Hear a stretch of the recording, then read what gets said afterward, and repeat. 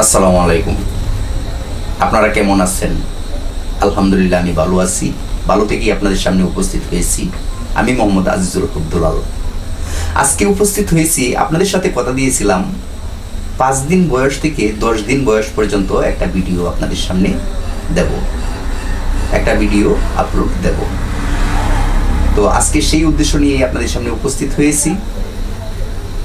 তো 5 দিন বয়সে কি বলেছিলাম?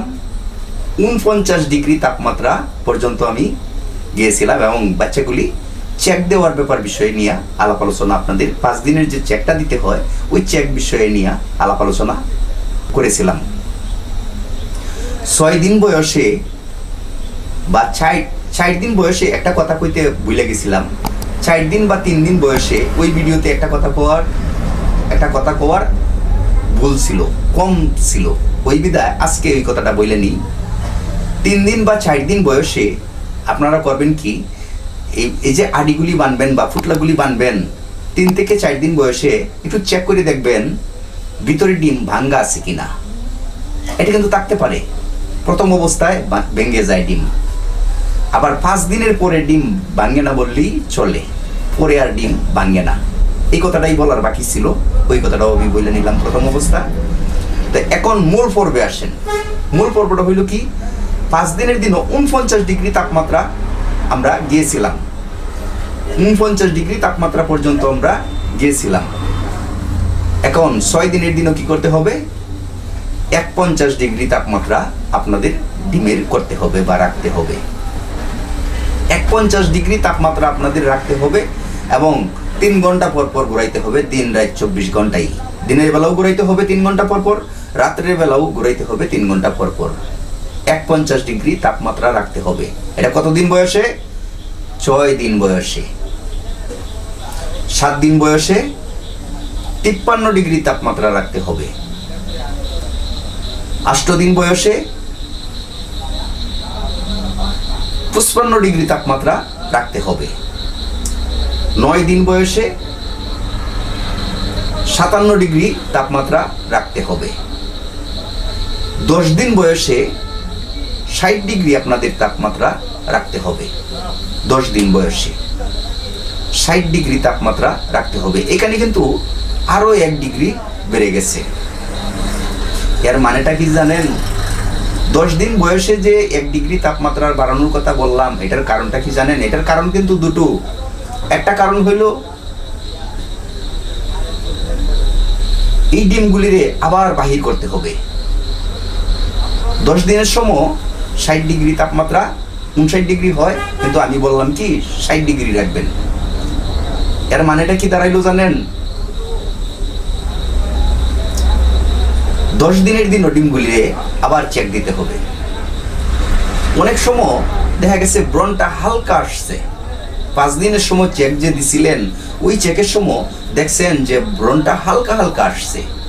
এই ক্ষেত্রে আপনি ডিমটা রাইখে দিচ্ছেন, ভাবছেন যে এইখানে ব্রণটা আসতে পারে। কোনো কারণবশত দেখা গেছে যে ওই ব্রণটা আসে নাই, মারা গেছে ব্রণটা। ওই ব্রণটা কি করতে হবে? ওই যে মারা গেছে ব্রণটা, এই ডিমটা কি করতে হবে? সরিয়ে ফেলতে হবে। না হয় কিন্তু এটা ভিতরে একটা পচন সৃষ্টি হবে।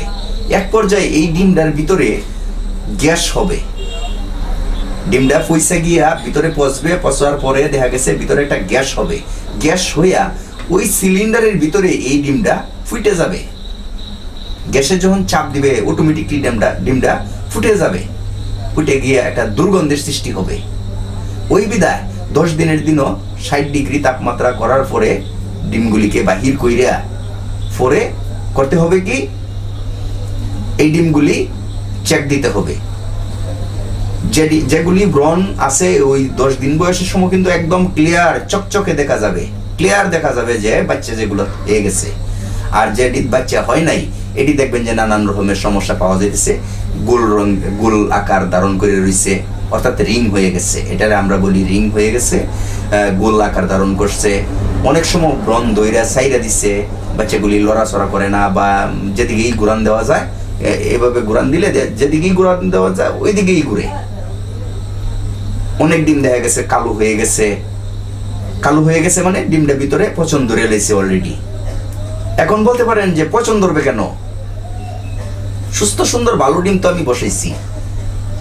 হ্যাঁ, মাঝে মধ্যে এরকম ডিম পাওয়া যায় যে ভিতরে ময়লা কোনো না কোনো ভাবে, আমি প্রথমেই বলে নিয়েছিলাম যে অসংখ্য ছিদ্র থাকে ডিমের, ওই ছিদ্র দিয়া হয় ময়লা ঢুকছে, আর না হয় অতিরিক্ত তাপে একটা ব্রণ ভিতরে মারা গেছে, মারা গিয়া পরে এই পয়জনটা দেখি আস্তে আস্তে করে পচন ধরে লাইছে, যার ফলে কালো আকার ধারণ করে লাইছে। ওই সব ডিম আপনার কি করতে হবে, 10 দিন বয়সে আবারও সরাইয়া দিতে হবে, বাহির করতে হবে, অর্থাৎ 10 দিনের সময় আর একটা চেক দিতে হবে। এখন আপনাদের প্রশ্ন, চেক না দিয়ে আমি এভাবে রেখে দিলাম, একটা ডিম যদি ফুটে যায়, ব্রাস্ট হয়ে যায়, এই ডিমটা আমি ধরিয়া ফেলে দিলাম বা কাপড়টা চেঞ্জ করে দিলাম, তা পারেন। কিন্তু এখানে কিন্তু ক্ষতিকারক বিষয় আরেকটা আছে, যে ডিমটা নষ্ট থাকবে ওই ডিমটায় কিন্তু তেমন একটা তাপ আসবে না, এটা শুধু ঠান্ডা ডাইকে আনবে। আর যেগুলো সতেজ সুন্দর ভালো জীবিত ডিম, মৃত ডিম না, জীবিত ডিম যেগুলি, জীবিত ডিমগুলি রেকর্ড কি ওই মৃত ডিম দিয়ে জীবিত ডিম দিয়ে ঠান্ডা করে দিব, এতে করে তাপটা উপর দিকে বাসাইতে পারবেন না। আপনার 60 ডিগ্রি রাখার দরকার, খালি 59 ডিগ্রি, 58 ডিগ্রি, 57 ডিগ্রি এর ভিতরে আপ ডাউন করবে।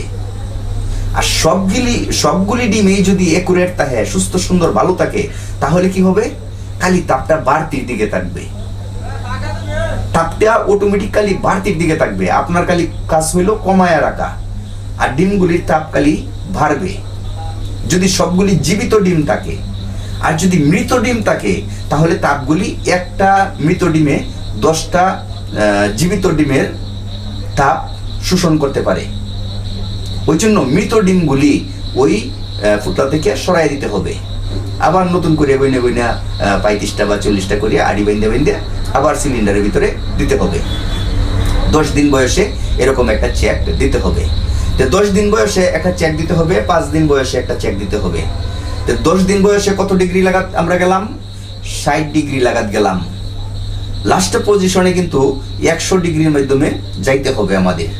তো কেমনে যে বাড়ে, কেমনে যে 100 ডিগ্রির মাধ্যমে আমি যাই, ওই বিষয়গুলি আপনারা লক্ষ্য করবেন। আর এইভাবে আস্তে আস্তে যে বাড়ানো হইতেছে, প্রথম অবস্থায় যদি তাদেরকে 100 ডিগ্রি তাপ দেওয়া হয়, তাহলে কিন্তু সিদ্ধ হয়ে যাবে, ব্রণ একটাইও আসবে না, যদিও আসে কয়েকটাই আসে, এইগুলো থাকবে না, সবগুলি মারা যাবে। সুতরাং আস্তে আস্তে করে বাচ্চাটাও বড় হইতেছে, আস্তে আস্তে করে কিন্তু আমি তাপের সংখ্যাটাও বাড়তি করে দিতেছি। এই ব্যাপার বিষয়গুলি কিন্তু কন্ট্রোল নিয়ন্ত্রণ করিয়া, প্রথম অবস্থায় একটু কষ্ট লাগবে, এটাই স্বাভাবিক। আমি যে করেছি এই ব্যবসাগুলি, আমারও কিন্তু প্রথম অবস্থা খুব ঝামেলা, খুব বিটগিটিয়া, খুব খারাপ লাগতো, পরে কিন্তু আস্তে আস্তে করে সহনীয় হয়ে গেছে। মানে আমি মনে করেন যে ময়মনসিংহ যাব,